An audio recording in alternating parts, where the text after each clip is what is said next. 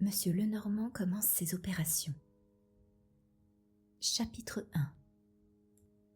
Auguste, faites entrer Monsieur Lenormand. L'huissier sortit et quelques secondes plus tard introduisit le chef de la sûreté. Il y avait dans le vaste cabinet du ministère de la place Beauvau 3 personnes. Le fameux Valenglais, leader du parti radical depuis 30 ans, actuellement président du Conseil et ministre de l'Intérieur. Monsieur Testard, procureur général, et le préfet de police Delhomme. Le préfet de police et le procureur général ne quittèrent pas les chaises où ils avaient pris place pendant la longue conversation qu'ils venaient d'avoir avec le président du Conseil. Mais celui-ci se leva et, serrant la main du chef de la sûreté, lui dit du ton le plus cordial : « Je ne doute pas, mon cher Lenormand, que vous ne sachiez la raison pour laquelle je vous ai prié de venir. » « L'affaire Kesselbach ? » ?»« Oui. » « L'affaire Kesselbach.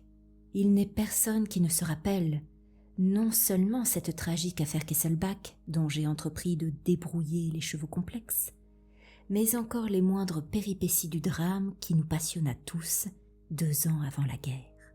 Et personne non plus qui ne se souvienne de l'extraordinaire émotion qu'elle souleva en France et hors de France. Et cependant, plus encore que ce triple meurtre accompli dans des circonstances si mystérieuses, plus encore que l'atrocité détestable de cette boucherie, plus encore que tout, il est une chose qui bouleversa le public, ce fut la réapparition, on peut dire la résurrection d'Arsène Lupin. Arsène Lupin. Nul n'avait plus entendu parler de lui depuis 4 ans, depuis son incroyable, sa stupéfiante aventure de l'Aiguille Creuse. Depuis le jour où, sous les yeux de Herlock Sholmes et d'Isidore Beautrelet, il s'était enfui dans les ténèbres, emportant sur son dos le cadavre de celle qu'il aimait, et suivi de sa vieille nourrice, Victoire. Depuis ce jour-là, généralement, on le croyait mort. C'était la version de la police, qui, ne retrouvant aucune trace de son adversaire, l'enterrait purement et simplement. D'aucuns, pourtant, le supposant sauvé, lui attribuait l'existence paisible d'un bon bourgeois qui cultive son jardin entre son épouse et ses enfants, tandis que d'autres prétendaient que, courbé sous le poids du chagrin et las des vanités de ce monde, il s'était cloîtré dans un couvent de trappistes. Et voilà qu'il surgissait de nouveau. Voilà qu'il reprenait sa lutte sans merci contre la société. Arsène Lupin redevenait Arsène Lupin, le fantaisiste, l'intangible, le déconcertant, l'audacieux, le génial Arsène Lupin. Mais cette fois, un cri d'horreur s'éleva. Arsène Lupin avait tué, et la sauvagerie, la cruauté, le cynisme implacable du forfait étaient tels que, du coup, la légende du héros sympathique, de l'aventurier chevaleresque et au besoin sentimental fit place à une vision nouvelle du monstre inhumain, sanguinaire et féroce. La foule exécra et redouta son ancienne idole, avec d'autant plus de violence qu'elle l'avait admiré naguère pour sa grâce légère et sa bonne humeur amusante. Et l'indignation de cette foule apeurée se tourna dès lors contre la police. Jadis on avait ri, on pardonnait au commissaire Rosset pour la façon comique dont il se laissait rosser. Mais la plaisanterie avait trop duré, et dans un élan de révolte et de fureur, on demandait compte à l'autorité des crimes inqualifiables qu'elle était impuissante à prévenir. Ce fut dans les journaux, dans les réunions publiques, dans la rue, à la tribune même de la Chambre, une telle explosion de colère que le gouvernement s'émut et chercha par tous les moyens à calmer la surexcitation publique. Valenglais, le président du Conseil, avait précisément un goût très vif pour toutes les questions de police, et c'était plus souvent à suivre de près certaines affaires avec le chef de la sûreté, dont il prisait les qualités et le caractère indépendant. Il convoqua dans son cabinet le préfet et le procureur général, avec lesquels il s'entretint, puis Monsieur Lenormand. « Oui, mon cher Lenormand, il s'agit de l'affaire Kesselbach. Mais avant d'en parler, j'attire votre attention sur un point qui tracasse particulièrement Monsieur le préfet de police. Monsieur Delhomme, voulez-vous expliquer à Monsieur Lenormand ? » « Oh, Monsieur Lenormand sait parfaitement à quoi s'en tenir à ce sujet, répliqua le préfet d'un ton qui indiquait peu de bienveillance pour son subordonné. Nous en avons causé tous deux. Je lui ai dit ma façon de penser sur sa conduite incorrecte au Palace Hotel. D'une façon générale, on est indigné. Monsieur Lenormand se leva, sortit de sa poche un papier qu'il déposa sur la table. « Qu'est ceci ?» demanda Valanglais. « Ma démission, monsieur le président. » Valanglais bondit. « Quoi ? Votre démission ? Pour une observation bénigne que monsieur le préfet vous adresse et à laquelle il n'attribue d'ailleurs aucune espèce d'importance. N'est-ce pas, Delhomme ? Aucune espèce d'importance. Et voilà que vous prenez la mouche. Vous avouerez, mon bon Lenormand, que vous avez un fichu caractère. Allons, rentrez-moi ce chiffon de papier et parlons sérieusement. » Le chef de la sûreté se rassit, et Valanglais, imposant le silence au préfet qui ne cachait pas son mécontentement, prononça. « En 2 mots, Lenormand, voici la chose. La rentrée en scène de Lupin nous embête. Assez longtemps cet animal-là s'est fichu de nous. C'était drôle, je le confesse, et pour ma part j'étais le premier à en rire. Il s'agit maintenant de crime. Nous pouvions subir Arsène Lupin tant qu'il amusait la galerie. S'il tue, non. Et alors, monsieur le président, que me demandez-vous ? Ce que nous demandons ? Oh, c'est bien simple. D'abord son arrestation, ensuite sa tête. Son arrestation, je puis vous la promettre pour un jour ou l'autre. Sa tête, non. Comment ? Si on l'arrête, c'est la cour d'assises, la condamnation inévitable, et l'échafaud. Non. Et pourquoi non ? Parce que Lupin n'a pas tué. Hein ? Mais vous êtes fou, Lenormand. Et les cadavres du Palace Hotel, c'est une fable peut-être ? Il n'y a pas eu de triple assassinat ? Oui, mais ce n'est pas Lupin qui l'a commis. Le chef articula ces mots très posément, avec une tranquillité et une conviction impressionnantes. Le procureur et le préfet protestèrent. Mais Valanglais reprit. « Je suppose, Lenormand, que vous n'avancez pas cette hypothèse sans de sérieux motifs. » Ce n'est pas une hypothèse. La preuve ? Il en est 2. 2 preuves de nature morale que j'ai sur le champ exposées à monsieur le juge d'instruction et que les journaux ont soulignées. Avant tout, Lupin ne tue pas. Ensuite, pourquoi aurait-il tué puisque le but de son expédition, le vol, était accompli et qu'il n'avait rien à craindre d'un adversaire attaché et bâillonné ? Soit, mais les faits ne valent pas contre la raison et la logique. Et puis, les faits sont encore pour moi. Que signifierait la présence de Lupin dans la chambre où l'on a trouvé l'étui à cigarette ? D'autre part, les vêtements noirs que l'on a trouvés, et qui étaient évidemment ceux du meurtrier, ne concordent nullement comme taille avec ceux d'Arsène Lupin. Vous le connaissez donc, vous ? Moi, non. Mais Édouard l'a vu, Gourel l'a vu. Et celui qu'ils ont vu n'est pas celui que la femme de chambre a vu dans l'escalier de service, entraînant Chapman par la main. Alors, votre système ? Vous voulez dire la vérité, monsieur le président ? La voici, ou du moins ce que je sais de la vérité. Le mardi 16 avril, un individu, Lupin, a fait irruption dans la chambre de monsieur Kesselbach vers 2 heures de l'après-midi. Un éclat de rire interrompit monsieur Lenormand. C'était le préfet de police.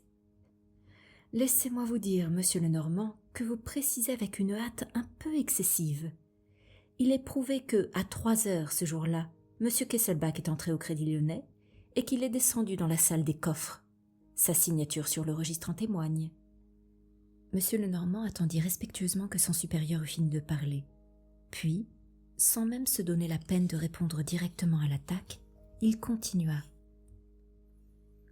Vers 2 heures de l'après-midi, Lupin, aidé d'un complice, un nommé Marco, a ligoté M. Kesselbach, l'a dépouillé de tout l'argent liquide qu'il avait sur lui et l'a contraint à révéler le chiffre de son coffre du Crédit Lyonnais. Aussitôt le secret connu, Marco est parti. Il a rejoint un 2e complice, lequel, profitant d'une certaine ressemblance avec M. Kesselbach, ressemblance d'ailleurs qu'il accentua ce jour-là en portant des habits semblables à ceux de M. Kesselbach et en se munissant de lunettes d'or, entra au Crédit Lyonnais, imita la signature de M. Kesselbach, vida le coffre et s'en retourna accompagné de Marco. Celui-ci, aussitôt, téléphona à Lupin. Lupin, sûr alors que M. Kesselbach ne l'avait pas trompé, et le but de son expédition étant rempli, s'en alla. Valenglay semblait hésitant. Oui, admettons. Mais ce qui m'étonne, c'est qu'un homme comme Lupin ait risqué si gros pour un si piètre bénéfice. Quelques billets de banque et le contenu toujours hypothétique d'un coffre-fort. Lupin convoitait davantage. Il voulait ou bien l'enveloppe en maroquin qui se trouvait dans le sac de voyage, ou bien la cassette en ébène qui se trouvait dans le coffre-fort. Cette cassette, il l'a eue, puisqu'il l'a renvoyée vide. Donc aujourd'hui, il connaît, ou il est en voie de connaître, le fameux projet que formait M. Kesselbach et dont il entretenait son secrétaire quelques instants avant sa mort. Quel est ce projet? Je ne sais pas. Le directeur de l'agence Barbareux auquel il s'en était ouvert m'a dit que M. Kesselbach recherchait un individu, un déclassé paraît-il, nommé Pierre Leduc. Pour quelle raison cette recherche? Et par quel lien peut-on la rattacher à son projet? Je ne saurais le dire. Soit, conclut Valenglay. Voilà pour Arsène Lupin, son rôle est fini, M. Kesselbach est ligoté, dépouillé, mais vivant. Que se passe-t-il jusqu'au moment où on le retrouve mort? Rien. Pendant des heures. Rien jusqu'à la nuit. Mais au cours de la nuit, quelqu'un est entré. Par où? Par la chambre 420. Une des chambres qu'avait retenue M. Kesselbach. L'individu possédait évidemment une fausse clé. Mais, s'écria le préfet de police, entre cette chambre et l'appartement, toutes les portes étaient verrouillées, et il y en a 5. Restait le balcon. Le balcon? Oui, c'est le même pour tout l'étage, sur la rue de Judée. Et les séparations? Un homme agile peut les franchir. Le nôtre les a franchies. J'ai relevé les traces. Mais toutes les fenêtres de l'appartement étaient closes, et on a constaté, après le crime, qu'elles l'étaient encore. Sauf une, celle du secrétaire Chapman, laquelle n'était que poussée. J'en ai fait les preuves moi-même. Cette fois, le président du conseil parut quelque peu ébranlé, tellement la version de M. Lenormand semblait logique, serrée, étayée de faits solides. Il demanda avec un intérêt croissant. « Mais cet homme, dans quel but venait-il » ? « Je ne sais pas. »« Ah, vous ne savez pas ?»« Non, pas plus que je ne sais son nom. »« Mais pour quelle raison a-t-il tué ?»« Je ne sais pas. Tout au plus a-t-on le droit de supposer qu'il n'était pas venu dans l'intention de tuer, mais dans l'intention, lui aussi, de prendre les documents contenus dans l'enveloppe de maroquin et dans la cassette, et que, placé par le hasard en face d'un ennemi réduit à l'impuissance, il l'a tué. » Valenglay murmura. « Cela se peut, oui, à la rigueur. Et selon vous, trouva-t-il les documents ?» Il ne trouva pas la cassette puisqu'elle n'était pas là, mais il trouva, au fond du sac de voyage, l'enveloppe de maroquin noir, de sorte que Lupin et l'autre en sont au même point tous les deux. Tous les deux, ils savent, sur le projet de Kesselbach, les mêmes choses. C'est-à-dire, nota le président, qu'ils vont se combattre. Justement. Et la lutte a déjà commencé. L'assassin, trouvant une carte d'Arsène Lupin, l'épingla sur le cadavre. Toutes les apparences seraient ainsi contre Arsène Lupin. Donc Arsène Lupin serait le meurtrier. En effet, déclara Valenglay. Le calcul ne manquait pas de justesse. Et le stratagème aurait réussi, continua M. Lenormand, si, par la suite d'un autre hasard, défavorable celui-là, l'assassin, soit à l'aller, soit au retour, n'avait perdu dans la chambre 420 son étui à cigarette, et si le garçon d'hôtel Gustave Bedeau ne l'y avait ramassé. Dès lors, se sachant découvert ou sur le point de l'être, comment le savait-il? Comment? Mais par le juge d'instruction Formery lui-même. L'enquête a eu lieu toutes portes ouvertes. Il est certain que le meurtrier se cachait parmi les assistants, employés d'hôtel ou journalistes, lorsque le juge d'instruction envoya Gustave Bedeau dans sa mansarde chercher l'étui à cigarette. Bedeau monta. L'individu le suivit et frappa. Seconde victime. Personne ne protestait plus. Le drame se reconstituait, saisissant de réalité et d'exactitude vraisemblables. « Et la troisième » fit Valenglay. Celle-là s'offrit elle-même au coup. Ne voyant pas revenir Bedeau, Chapman, curieux d'examiner lui-même cet étui à cigarette, partit avec le directeur de l'hôtel. Surpris par le meurtrier, il fut entraîné par lui, conduit dans une des chambres et à son tour assassiné. Mais pourquoi se laissa-t-il ainsi entraîner et diriger par un homme qu'il savait être l'assassin de M. Kesselbach et de Gustave Bedeau? Je ne sais pas. Pas plus que je ne connais la chambre où le crime fut commis. Pas plus que je ne devine la façon vraiment miraculeuse dont le coupable s'échappa. « On a parlé, demanda M. Valanglais, de 2 étiquettes bleues ?»« Oui, l'une trouvée sur la cassette que Lupin a renvoyée, l'autre trouvée par moi, et provenant sans doute de l'enveloppe en maroquin que l'assassin avait volée. »« Eh bien, pour moi, elle ne signifie rien. Ce qui signifie quelque chose, c'est ce chiffre, 813, que M. Kesselbach inscrivit sur chacune d'elles. On a reconnu son écriture. » « Et ce chiffre 813 ? Mystère. »« Alors ? » ?»« Alors je dois vous répondre une fois de plus que je n'en sais rien. »« Vous n'avez pas de soupçon ? » ?»« Aucun. 2 hommes à moi habitent une des chambres du Palace Hotel, à l'étage où l'on a retrouvé le cadavre de Chapman. Par eux, je fais surveiller toutes les personnes de l'hôtel. Le coupable n'est pas au nombre de celles qui sont parties. N'a-t-on pas téléphoné pendant le massacre ? Oui, de la ville, quelqu'un a téléphoné au major Parbury, une des 4 personnes qui habitaient le couloir du premier étage. Et ce major ? Je le fais surveiller par mes hommes. Jusqu'ici, on n'a rien relevé contre lui. Et dans quel sens allez-vous chercher ? Oh, dans un sens très précis.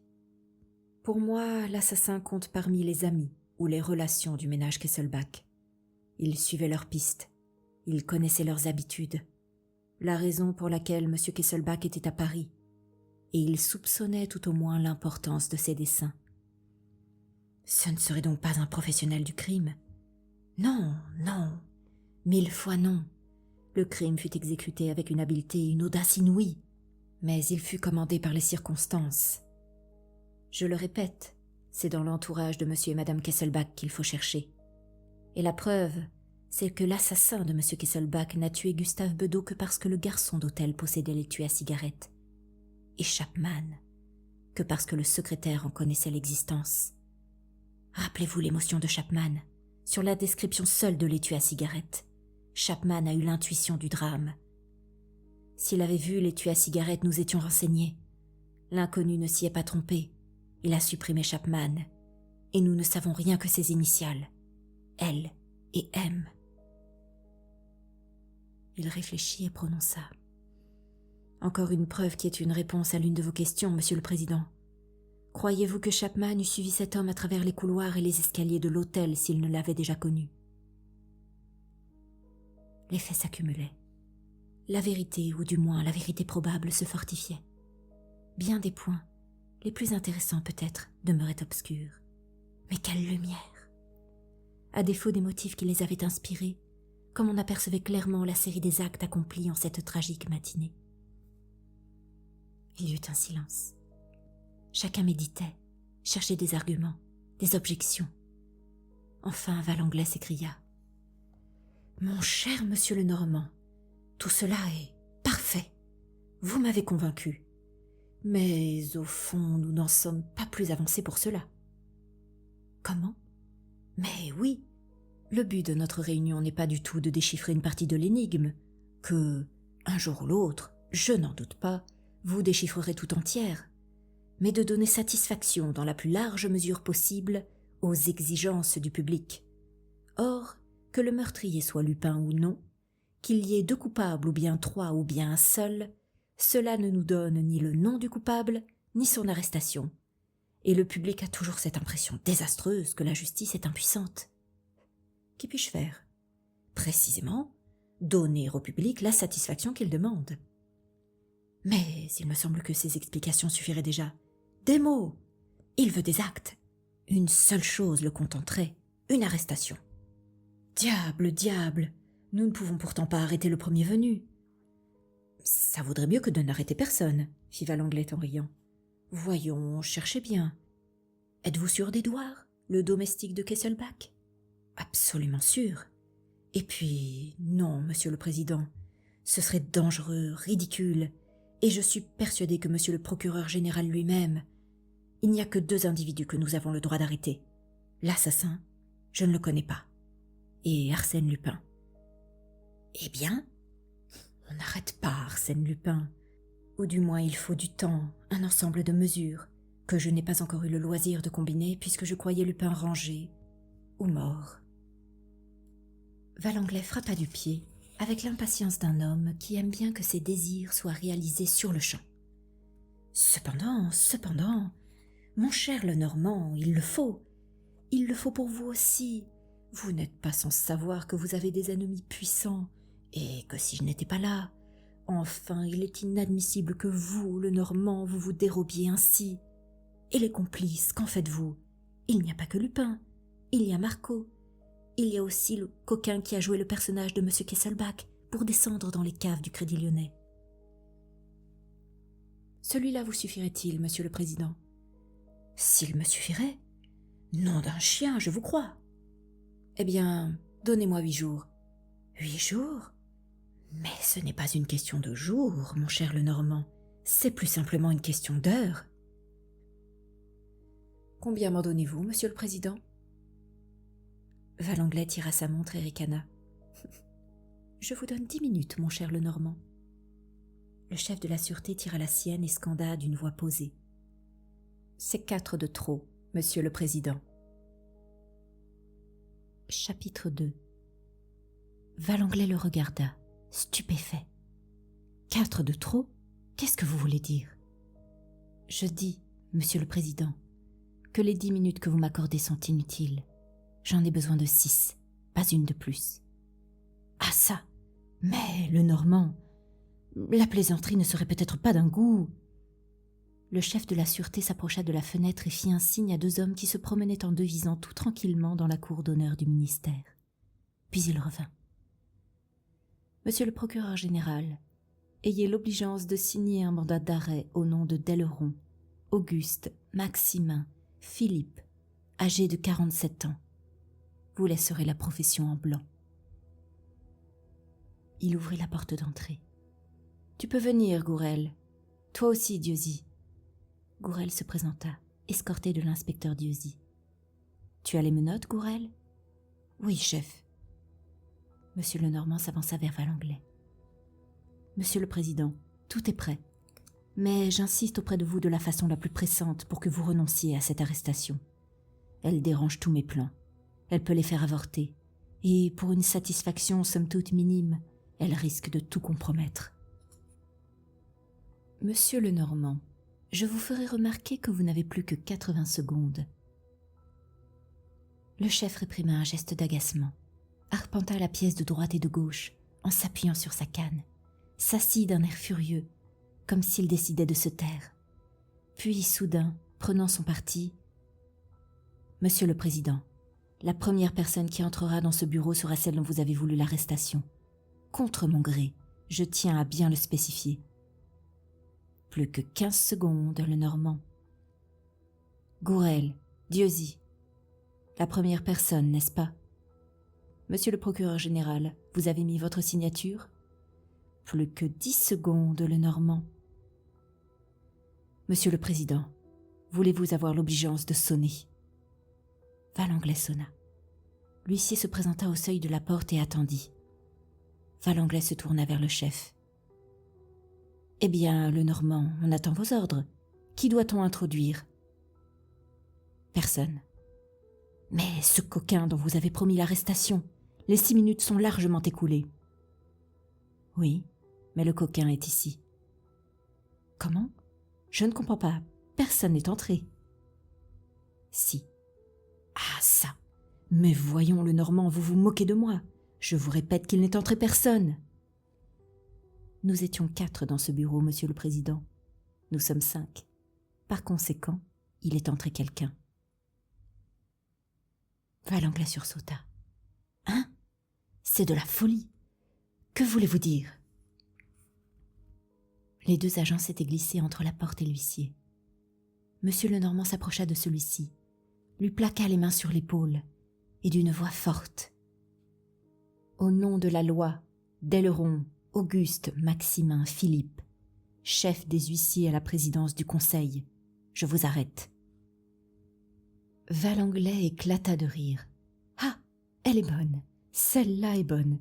Ce sacré Lenormand, il en a de drôles. Bravo, Lenormand, il y a longtemps que je n'avais ri comme ça. » Monsieur Lenormand se tourna vers le procureur général. « Monsieur le procureur général, n'oubliez pas de mettre sur le mandat la profession du sieur d'Aileron, n'est-ce pas? Chef des huissiers à la présidence du Conseil. »« Mais oui, chef des huissiers à la présidence du Conseil, » bégaya Valenglay qui se tenait les côtes. « Ah, ce bon Lenormand a des trouvailles de génie. Le public réclamait une arrestation. Vlan! Il lui flanque par la tête qui? Mon chef des huissiers. Auguste, le serviteur modèle. Eh bien, vrai Lenormand, je vous savais une certaine dose de fantaisie, mais pas à ce point-là, mon cher. Quel culot !» Depuis le début de la scène, Auguste n'avait pas bougé et semblait ne rien comprendre à ce qui se passait autour de lui. Sa bonne figure de subalterne loyal et fidèle avait un air absolument ahuri. Il regardait tour à tour ses interlocuteurs avec un effort visible pour saisir le sens de leurs paroles. Monsieur Lenormand dit quelques mots à Gourel qui sortit. Puis, s'avançant vers Auguste, il prononça nettement « Rien à faire, tu es pincé. Le mieux est d'abattre son jeu quand la partie est perdue. Qu'est-ce que tu as fait mardi ?»« Moi ? Rien, j'étais ici. »« Tu mens, c'était ton jour de congé. Tu es sorti. »« En effet, je me rappelle. Un ami de province qui est venu, nous nous sommes promenés au bois. L'ami s'appelait Marco. Et vous vous êtes promené dans les caves du Crédit Lyonnais ? » ?»« Moi ? En voilà une idée. Marco ? Je ne connais personne de ce nom-là. »« Et ça ? Connais-tu ça ?» s'écria le chef en lui mettant sous le nez une paire de lunettes à branches d'or. « Mais non, je ne porte pas de lunettes. »« Si, tu en portes quand tu vas au Crédit Lyonnais et que tu te fais passer pour Monsieur Kesselbach. Celles-là viennent de la chambre que tu occupes sous le nom de Monsieur Jérôme, au numéro 5 de la rue du Colisée. »« Moi, une chambre ? Je couche au ministère. Mais tu changes de vêtements là-bas pour jouer tes rôles dans la bande de Lupin. » L'autre passa la main sur son front, couvert de sueur. Il était livide. Il balbutia. « Je ne comprends pas. Vous dites des choses. T'en faut-il une que tu comprennes mieux ? Tiens, voilà ce qu'on trouve parmi les chiffons de papier que tu jettes à la corbeille, sous ton bureau de l'antichambre, ici même. » Et Monsieur Lenormand déplia une feuille de papier à en-tête du ministère, où on lisait à divers endroits tracés d'une écriture qui tâtonne. Rudolf Kesselbach. « Eh bien, qu'en dis-tu de celle-là, brave serviteur ? Des exercices d'application sur la signature de M. Kesselbach. Est-ce une preuve ?» Un coup de poing en pleine poitrine fit chanceler M. Lenormand. D'un bond, Auguste fut devant la fenêtre ouverte, enjamba l'appui et sauta dans la cour d'honneur. « Nom d'un chien !» cria Valenglay. « Ah, le bandit !» Il sonna, courut, voulut appeler par la fenêtre. M. Lenormand lui dit avec le plus grand calme. « Ne vous agitez pas, Monsieur le Président. Mais cette canaille d'Auguste, une seconde, je vous prie. J'avais prévu ce dénouement. Je l'escomptais même. Il n'est pas de meilleur aveu. » Dominé par tant de sang-froid, Valenglay reprit sa place. Au bout d'un instant, Gourel faisait son entrée en tenant par le collet le sieur d'Aileron, Auguste, Maximin, Philippe, dit Jérôme, chef des huissiers à la présidence du Conseil. « Amen, Gourel, » dit Monsieur Lenormand comme on dit « apporte » au bon chien de chasse qui revient avec le gibier en travers de sa gueule. « Il s'est laissé faire ?»« Il est un peu mordu, mais je serai dur, » répliqua le brigadier en montrant sa main énorme et noueuse. « Bien, Gourel. Maintenant, mène-moi ce bonhomme-là au dépôt dans un fiacre. Sans adieu, monsieur Jérôme. » Valenglay s'amusait beaucoup. Il se frottait les mains en riant. L'idée que le chef des huissiers était un des complices de Lupin lui semblait la plus charmante et la plus ironique des aventures. Bravo, mon cher Lenormand. Tout cela est admirable. Mais comment diable avez-vous manœuvré? Oh, de la façon la plus simple. Je savais que M. Kesselbach s'était adressé à l'agence Barbareux et que Lupin s'était présenté chez lui, soi-disant de la part de cette agence. J'ai cherché de ce côté-là et j'ai découvert que l'indiscrétion commise au préjudice de M. Kesselbach et de Barbareux n'avait pu l'être qu'au profit d'un dénommé Jérôme, ami d'un employé de l'agence. Si vous ne m'aviez pas ordonné de brusquer les choses, je surveillais l'huissier et j'arrivais à Marco, puis à Lupin. Vous y arriverez, Lenormand, et nous allons assister au spectacle le plus passionnant du monde, la lutte entre Lupin et vous. Je parie pour vous. Le lendemain matin, les journaux publiaient cette lettre.